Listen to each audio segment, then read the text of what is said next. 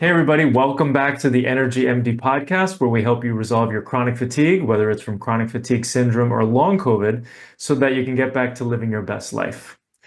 As you've heard me speak before, I'm really focused on resolving the toxic five. So this is a combination of heavy metals, chemicals, molds, infections, and nervous system dysfunction that I feel like is really at the root of everything. So I'm really excited because we're going to be talking with Dr. Tiffany Brown-Bush today all about some certain tools that she uses to help people fix their nervous system dysfunction. So let's learn a little bit about Dr. Tiffany.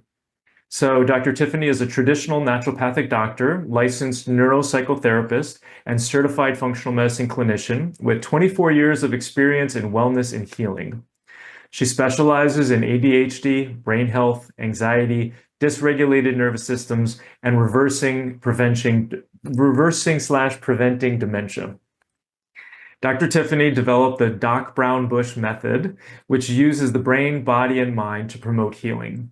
She is trained in emotional freedom techniques, safe and sound protocol, internal family systems, brain spotting, functional neurology, recode for Alzheimer's, naturopathy, and advanced functional medicine. Wow. Clients often seek her out as a natural alternative to psychiatry and medication. Tiffany, thanks so much for joining me today. Absolutely. Thank you for having me and making your way through my bio. You're very impressive. What can I say?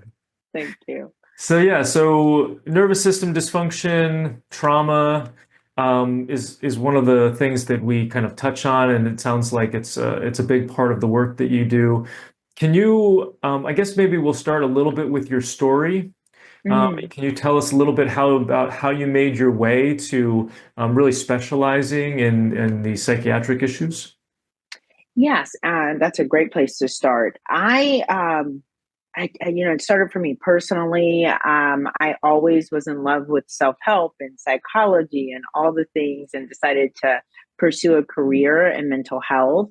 And as I started to navigate my own health journey with Lyme and all of the things that, mycotoxin illness and mercury illness, all the things, I had to double back and start to get some sort of mastery of naturopathic medicine and functional medicine. And I started to learn over time that all of these things needed to be blended if I was going to actually recover, and then realized that I was surrounded by people who also needed the same sort of interventions, who hadn't pieced it all together. They were maybe working in a silo of some sort. They were doing all the supplements, or they were doing talk therapy to no end, or they were, working on it, changing their diet over and over again. Just piecemealing things. So I realized I wasn't the only one who ended up on this journey. Yeah, absolutely. And so then you mentioned talk therapy. And so a lot of people go for talk therapy. Why doesn't talk therapy always work? That's another great question. Oftentimes in the old way of doing things, there were two things that were going on. One, there was a lot of cognitive restructuring work. So you're really staying in the head and not dropping into the body, where all of this is happening. As someone who navigated Bartonella and navigated mercury issues and all the things, there was a lot happening beneath the head. And we were dropping into the body in talk therapy. And then the other piece of it was with a lot of the psychoanalytic, we were going back and looking at a lot of different things, but not teaching people how to feel their body, notice their nervous system, and so forth and so on. So there was just a lot of pathologizing symptoms that were actually nervous system related.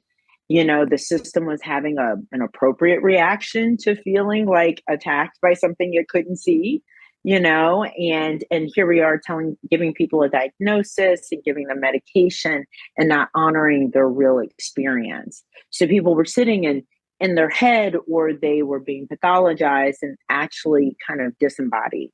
So I think that's where it went kind of awry for a long time. Okay. And so then what's the approach that you've found to be most helpful? So over the years, through trial and error, through amazing teachers. I had the opportunity to be in the room with Dr. Neil Nathan saying that if you do not do something to stabilize the nervous system, doesn't matter what you do, they won't get healthy. They won't heal. And I just started to realize that, yes, functional medicine is amazing, and getting back to true functioning makes a lot of sense. And talking and processing is important. But you also have to understand how the nervous system and the brain play into that, understand the brain stem, understand the cerebellum, understand how the brain lobes work together. So I took a process that I made my own, which is that method that you mentioned, which is brain, body, mind. And so when people come to me, they understand it's going to be probably a strange experience for them, but it's going to be looking at all areas as they're healing at the same time. And not overwhelming. We'll start with one stage at a time, but once it gets going, we're looking at all systems. Excellent. I oftentimes tell the people in my program that we don't know if your nervous system dysfunction is 90% of the issue or 10%, right? And I have seen people have really significant improvement. And it sounds like you had Lyme and mycotoxin illness and mercury. And were you able to resolve it mainly by doing nervous system retraining and these other techniques that you've cultivated? Absolutely not. No. I had to do all of it. I really did. I had to do all of it. And so that's a great question because you never know. And so one of the things I do, I think it's really important to just drop into this for a second, is I make sure I take an assessment of adverse childhood experiences with all clients, patients, looking at their history. Because unbeknownst to me and my journey, that's what set me up to be extremely vulnerable to not being able to resolve these the way that my husband was, who was in a similar environment, who had an idyllic childhood. I always tease him. His mom was Joan Cleaver. So everything was very easy and positive. So he got mycotoxin exposure, no problem. He didn't have the genetic predisposition to have problems with it, but he also didn't have the being bathed in cortisol experience that I did as someone who came from a pretty traumatic background. Mm-hmm. Pre-verbal trauma. I had problems in the womb. I had problems once I got out into the world. And so by the time you start actually having encounters with these different things in the environment, you're not as resilient. You're supposed to bend and not break. But some of us break. Some of us, seemingly break in the face of that. So, what got me over the hump absolutely was doing safe and sound protocol repeatedly, for sure. But I mean, the herbals did an amazing job. The biological dentist did an amazing job. The detox supplements and all the sauna, all of that was very, very, very important in my journey, the dietary change. So I really do believe, I got a great foothold with the supplements that I used and the lifestyle changes, but sleep and nervous system work and higher power work, all of that, that's what got me my life back, because I really thought I was going to be out on disability indefinitely. Yeah. Yeah, I see that a lot with folks where it's always a combination. Everything has to be addressed. But I tell people also, you can remove the toxins off of the nervous system, but the nervous system may still be dysfunctional, right? And so then you have to go in and you have to do this work. So you talked about getting the ACEs test, the adverse childhood events, on everybody. But doesn't everybody have some nervous system dysfunction? I think you're absolutely right. Yeah, I do. I think there's once you get sick, especially, the system is going to upregulate, right? And it can get stuck. That's our challenge. That vagal brake, that vagal tone gets off, and you're just kind of stuck in sympathetic. Or in my case, in my practice, I get a lot of people who come in depressed, right? So they're stuck in dorsal vagal. They just kind of flattened out. And so we're not flexing anymore. And I think that can happen to almost anyone for sure, given the right circumstances. I know you see this in your practice. You'll have, two people in the same household, and a lot of times he is super resilient, and and he's like, I don't know what the problem is. Right. The house is full of mold, and he's going to work and conquering the world, and she can't get out of bed. Right. And so I do think there are differences. I get a lot of course, because I have a mental health practice, I get a lot of women with trauma as part of their history, head injuries and trauma, goodness gracious, as part of their history. So you're adding insult to injury. And so so I will get really sick women who just cannot function, can't get out the bed, can't care for themselves or their child, kind of things. And I do find that can track with a history of pretty dramatic trauma, but I honor that it's not always that case. Yeah. Yeah. The majority of the people in my program are also women, between the age of 50 and 70. And, some of it is, women are more likely to ask for help, but they are also more susceptible. I have a chapter in my book, actually, which is why husbands don't believe their wives when it comes to mold. Exactly what you were talking about. Like, yes. I think there's something about the XX or the XY has some, we don't know. There are definitely some genes at play in addition to, the environment. Yes, absolutely. That is exactly it. Yeah. And just honoring that. And the female brain is, well, way more complicated. Dr. Amen is known to say that, like, it's like a two-way highway with men, and women it's like the interstate in LA. It's like it's expressway. It's just like we're doing so much, and so we are way more likely to be sensitive as well and crash. So I just think there's such a vulnerability, and I try to explain that to families too. And you can see it with, you have a woman in a household and she's doing 12 things at once, right? And so the burnout is there, and the husband's like, I got one thought going and I'm good with that one thought. Like, things are pretty simple in there. And I think that adds to the resilience as well.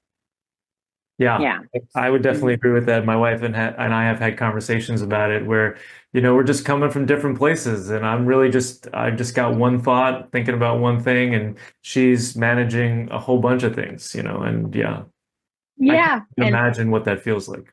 Yeah, and I don't think it's helpful. I just don't think in this healing journey. And I love that Dr. Amen at the Amen Clinic talks about this, and just has reverence for the female brain.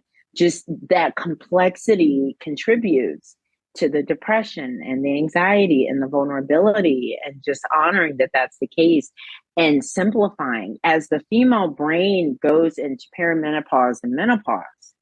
And see, I'm thinking about your age group, your age range. She's now kind of going from that juggling everything, and the estrogen's dropping out and all of that thing.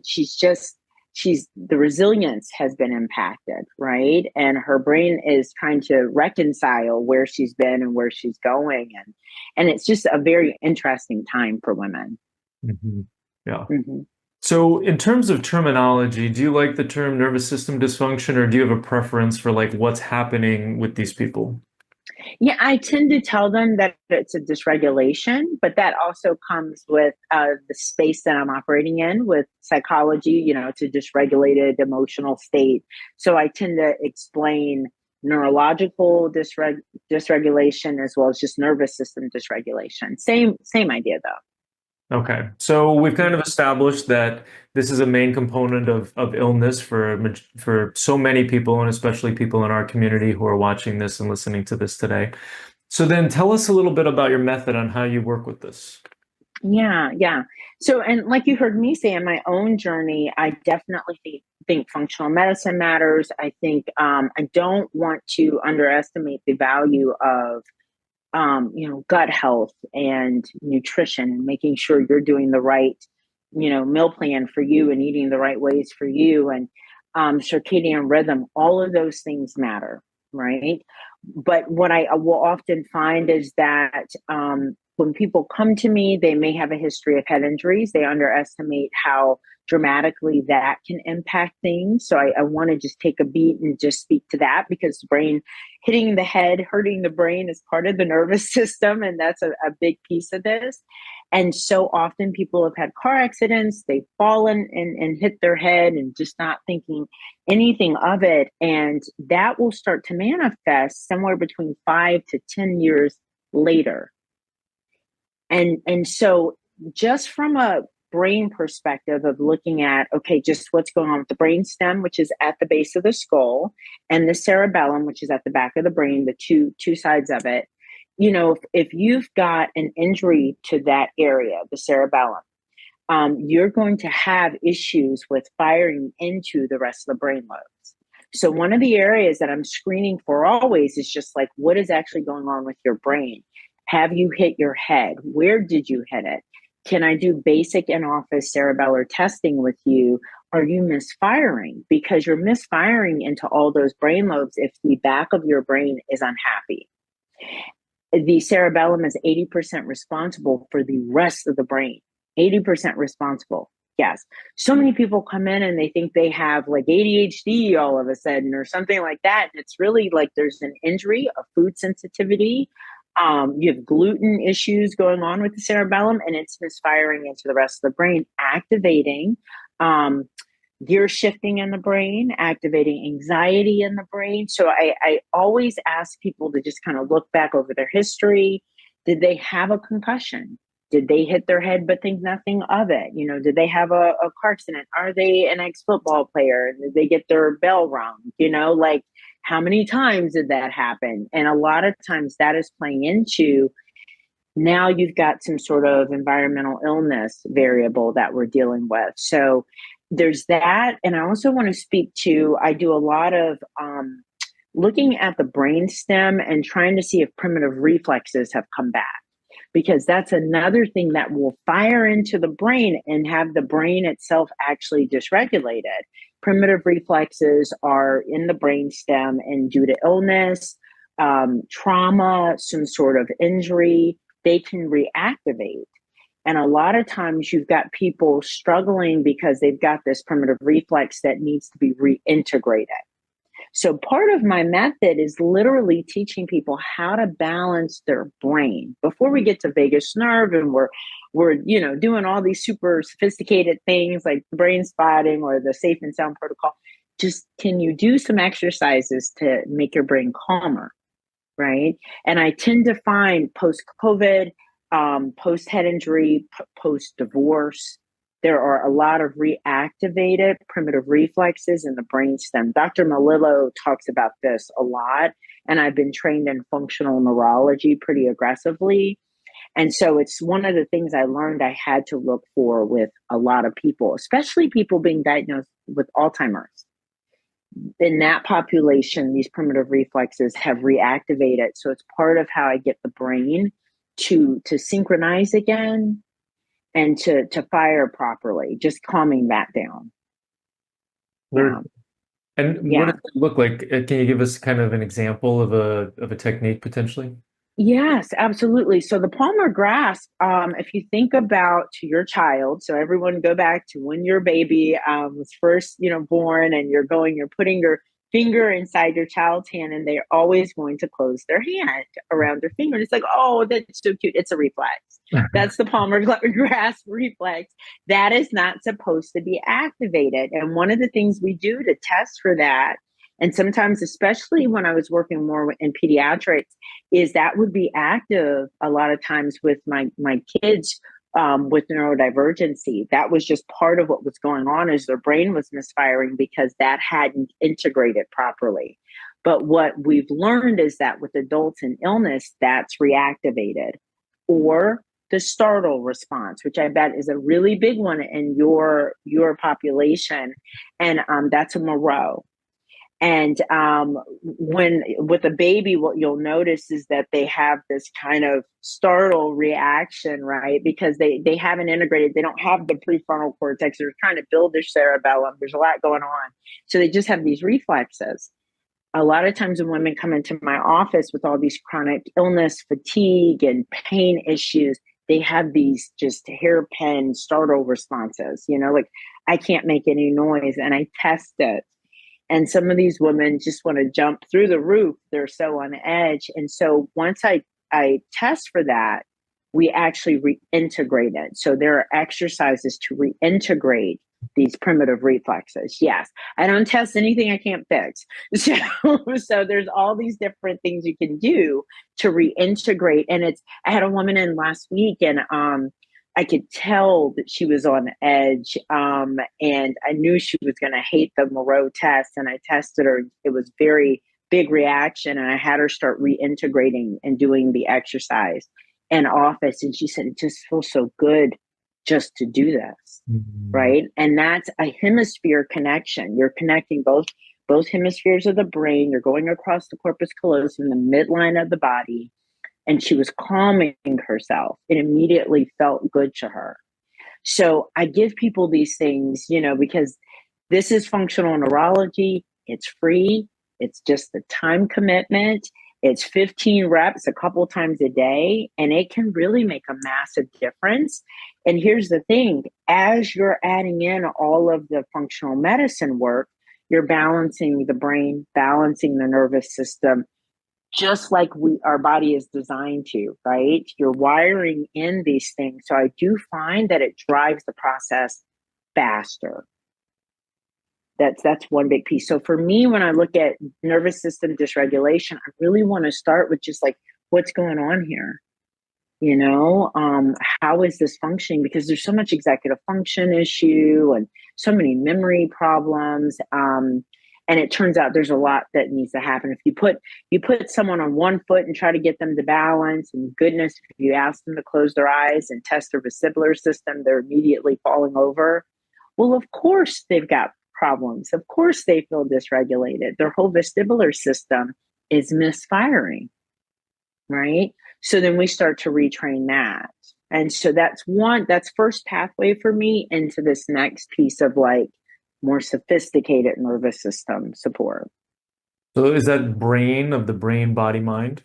That's a big piece of it. People will come in and it's like, I can do the functional medicine. That part's easy. I need to get you to test. You come in for a brain health assessment. Let me just check out your brain. And I put them on the interactive metronome testing system as well. That's a big piece of it. And I test brain timing. And you just find that there's so much actually going on neurologically for people. And so if you change their body and mind as you're kind of rebalancing their brain, that just drives the process faster. And then we'll do vagus tone, and we'll do all the other things for nervous system, but I will layer it. So I'll start with those three things, brain, body, mind. And then the next phase is always that nervous system. Like, do we need to go into brain spotting? Do we need to do safe and sound protocol? But I need a strong foundation. And people will do that with me and feel like they're 50% better. They're just, they'll go away sometimes. they'll do that. And like 4 to 5 months in, they're just like, yeah, I'm good. And I don't want to test it. It's like, leave me alone. Don't do anything else to me. And we don't always even go into the more sophisticated stuff because a lot of people are really post-concussed and not properly kind of rebalanced as a result. Okay. And so you were dealing with the things you were just talking about. That was the brain, body, and mind. Yes. Mm-hmm. And what's the difference between each of those? I wasn't tracking all that. Oh, good. No, that's a great question. And so, and I think too, I don't think I dropped into the mind piece as much. So I think that's where I lost you. So the functional medicine is going to be the body piece and, sleep and nutrition and all of those things. So we will do that. I will often, if someone comes to me, the first thing I'll do is their blood work and I'll do their brain health assessment, which is what I was just describing. And so that gets me, looking into what's going on physically and then what's going on with the brain, right? And then we'll start working on giving them things to do on those two domains. When it comes to looking at mind, a lot of that is just what have you done psychologically? If this is somebody who's coming to see me and someone you would see in your practice, they may have been chronically ill, chronically fatigued for a long time. losing bits and pieces of their experience in their life and feeling more and more detached from things. And so I'll look to see, well, what have you done psychologically? And then that's where I'll drop into more of IFS work, parts work with people, and really look at what's happening there. And IFS is internal family systems, and it's a type of psychological approach. It's a whole framework that believes, just like with what we do with functional medicine, tapping into the healing potential of the body, that the healing potential of the mind has just been blocked, and we need to unburden and get space from the things that are blocking the healing potential of the mind. And that's that mind piece of things. Very cool. And what does that look like so that people can get a sense of whether that's something they want to pursue? Yeah, that's a great question. So internal family systems is going to look like just, and it's so different from a traditional therapy appointment. It's going to be just getting into understanding managers and the firefighters and self. So that's the framework. So I'll do some light psychoeducation with people, explaining that managers are the striving parts in the system. They're a protector in the system. Those are our hardworking parts that kind of get us burnt out. Firefighters are the parts of us that will come forth in our system and have us using coping mechanisms that society would deem as vices and maybe overuse behaviors that could cause problems. Exiles are going to be parts of the system that feel a lot of tenderness and pain. So when we start talking about that ACEs assessment, that adverse childhood experiences, trauma from the past, or feeling worthless or feeling inadequate or unloved, those are exiles in the system. Those are deep pains in the system. And working with that can absolutely help to balance the mind, right? So unburdening there and getting healing there helps a lot with the body getting into healing. And so I teach people about their protectors. So they're managers, they're firefighters, they're exiles. And what you're trying to do is be self-led. And self has healing capacity to work with all these different parts in the system. But a session just sounds like, oh, okay, I'm hearing that your anxious part was kind of driving the bus today. Let's talk to that part of you, or let's hear from that part of you. What had it triggered? What had it activated? Can we get it to peel back a little bit so that we can work with it? So it's not on you, but it's with you. You're trying to be with a part instead of in the anxious part or in the striving part or in the hypervigilant part, because that shows up in the community a lot. So is it helpful to kind of separate it from the self and have it as like a third party? Does that detachment kind of help in some way? That's a fantastic question. I think what happens a lot of times, even with, like diagnoses, is like you're diagnosed as anxious, or you're diagnosed as depressed, or you're diagnosed as unwell, right? And so if we can start to get that space and realize, no, you're whole and healthy and resilient, and you've gotten like lost, like that center of you has gotten lost. That part of you that's connected to nature, that's connected to your higher power, like that's just gotten buried by anxiety and overwork and all those things. Then you're able to get some space and work with it better. Mm-hmm. Mm-hmm. Very nice. And we will literally talk to parts in a session. I will talk to a part directly and ask, can I work with that part directly? Critics in this community, a lot of times there's a pretty harsh inner critic in this population. There's a perfectionist part in this population a lot, and just getting all of these parts to, step back and let us get into that healing. That is a massive piece of it.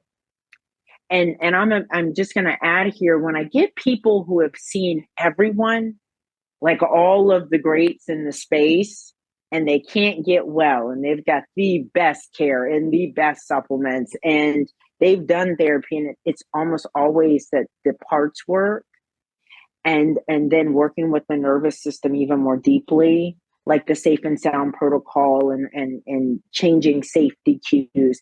Those two things really are what people I find need when they're stuck. They need to work with the part.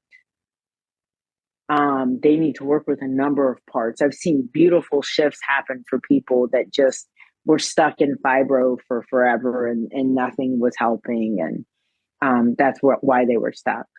Mm-hmm. Mm-hmm. Great. Can you tell us a little bit more about the Safe and Sound protocol? Yeah, so Safe and Sound is Dr. Stephen Porges. That is based in the polyvagal theory of looking at the nervous system and being in ventral vagal is the relational iteration of where the nervous system should be, or rest and digest, parasympathetic. Those are the different names for what we're shooting for, right? And Porges says that what happens is we're getting stuck, like the brake's not working. So we're in sympathetic dominance, which is, fight, flight, or we've crashed, right? And we're in dorsal vagal. And so I won't get into the Dr. Stephen Porges story, but it's a fascinating story. And, look into how he got here, because he was definitely not starting in trauma work and helping people rewire their nervous system. But he realized that what was happening is the nervous system no longer felt safe. And that eye contact and tone of voice and connection and working with sound could go in and rewire and repattern the nervous system. So Safe and Sound protocol is a listening system. That is it's administered by a provider who's been trained in the method. And we have to roll it out over a minimum of 5 days. Some of the practitioners do it for a month in teeny tiny 15-minute or 10-minute. Yeah. Because some people are so sensitive and so dysregulated. I can do it in 5 days. I haven't ever had to break it down to that short a period. That's a very long time to be like meeting and working together, but you're working together with the music and working to calm the system down. And it's really an amazing experience. And I had to do it 3 times to help my startle response and my nervous system, because I was getting the Bartonella had me so activated. I was in such an alarm state. Once it was cleared, you couldn't make any noises around me. You couldn't drop a pan or anything. Like I just would come out of my skin. And Safe and Sound helped me to feel safe again in my environment. That was a big piece for me. Brilliant.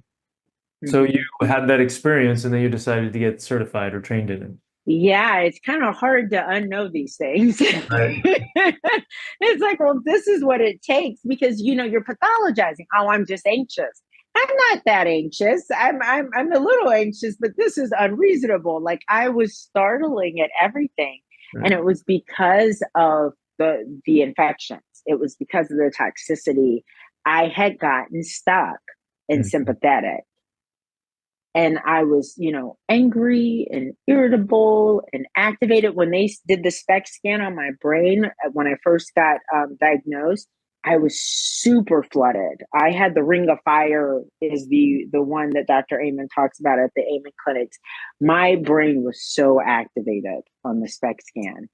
And I had been treated for a lot of things at that point. And they were like, what is going on with you? And so we could see it on the SPECT scan. And after the 3 iterations of SSP, I was no longer in ring of fire. So that for me was what I needed as confirmation that this was the right direction to go with people. Like I have a pretty deep toolbox, so we don't go to SSP right out the gate, right? If we can do something that's not as involved and just do my basic brain, body, mind and do some parts work, great. But if someone just had years of chronic activation and they were, they grew up in an abusive household, and so their nervous system has just been dysregulated for a while, and this was just the straw that broke the camel's back, then okay, we're hitting SSP. And then I've done it in so many different scenarios where it's just been kind of jaw dropping, like 6 weeks out from SSP, the difference in just how people are encountering their environment. Brilliant. Have you ever seen the parts work or the SSP not work? And why do you think it didn't work? Yes, that is a great question. Let's see. Parts work is a great go-to. So I haven't seen it not work. So it's people love it. They love going inside. It's almost meditative. They love it. Especially people who are in their head and thinking a lot and striving and figuring out life. They like the experiential quality of it. So then, because it has self-healing capacity, it always shifts something. I haven't seen parts work not be impactful. I have found that SSP brought out too early doesn't work. And that's why I launched into let me just get the brain itself balanced. SSP comes in like at that 8-month mark for me of treatment. I don't bring it in early in treatment. It's expensive. It's time consuming. You know what I mean? And it's a big gun. I needed a big gun for my own personal healing. I was pretty, Bartonella was a real monster for me. And then I was super toxic and the whole thing. So I needed a lot of support. But so that's what I have found is SSP too early is a no-go. So, and they probably wouldn't love me saying that, but that has been my clinical observation is later. So, yeah. Nice. Well, I appreciate your transparency, your honesty. Yeah. I mean, I'm so impressed with everything that you're doing. I love the fact that you're combining everything. I love the different tools that you've cultivated. It's really remarkable. The work that you're doing. So what does it look like for people who want to work with you? Are you just in person? Are you also online? What are you doing these days? Yeah, I'm a hybrid. So I am in office a couple of times a week and people will travel in sometimes for if they really want to have the brain health assessment and just do all the things, but they can work with me virtually. Parts work is something that you can do in a kind of a coaching way. In different states and different countries. So I'm able to do parts work coaching with people to calm down their system. And so I'm able to work with people virtually as well. And 2 days a week, that's what I do. Very cool. And where are you located? I'm in Cornelius, North Carolina. Okay, great. Yeah, so, nice lake community. So it's a nice place to come visit. Nice. And so where can people find you online? Yes, I am at docbrownbush.com. So if you just put in Doc Brownbush, I'm luckily the only one. And same thing on Instagram and Facebook. And I have a little podcast, a private podcast where I just go on and on and on about my thoughts so they can check out some of my different podcasts as well. So that's Integrative Mental Health Therapy with Dr. Brownbush. Excellent. And then we also have a free gift. Want to learn how to handle your perimenopause and ADHD symptoms, the Perimenopausal and ADHD Survival Guide. Yes. Very cool. And then there was, let's see, looks like there was also, oh no, that's nothing. Okay, good. Yeah, so we'll drop those. And do you still have that intensive? Yes. So what you're thinking about is I do a number of different intensives. Sometimes, people need to get the work done very quickly and intensely. So the SSP intensive is a 5-day intensive where we're blending parts work and SSP at the same time. And then for people who are like, oh, I just really need to work with my critic part or my perfectionist part, I'll do a couple of days intensive work, and I can do those virtually with people to just kind of help get them unblended from those parts that are kind of activating their nervous system. Brilliant. Well, Dr. Tiffany, thank you so much for joining me today, for educating me, for educating our tribe, our audience here today. Thank you. Absolutely. Thank you for having me. So if you have chronic fatigue, whether it's from long COVID or chronic fatigue syndrome, go ahead and click the link below to watch my latest masterclass, where I go deep into our 4-step process that has helped thousands of others resolve their symptoms naturally.